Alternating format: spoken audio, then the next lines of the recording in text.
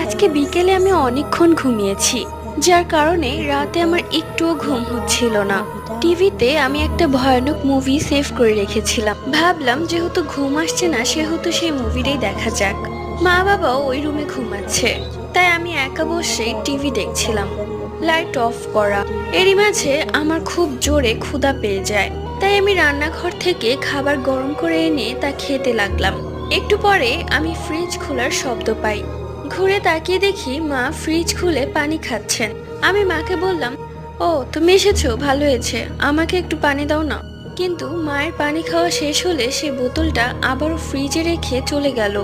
আমি একটু অবাক হলাম, মা আমার দিকে ঘুরে একবার তাকালোও না। ভাবলাম মা হয়তো আমার উপর রাগ করেছে, রাত করে টিভি দেখছে এই জন্য। এরপর আমি পানি খেয়ে টিভি অফ করে ঘুমিয়ে পড়লাম।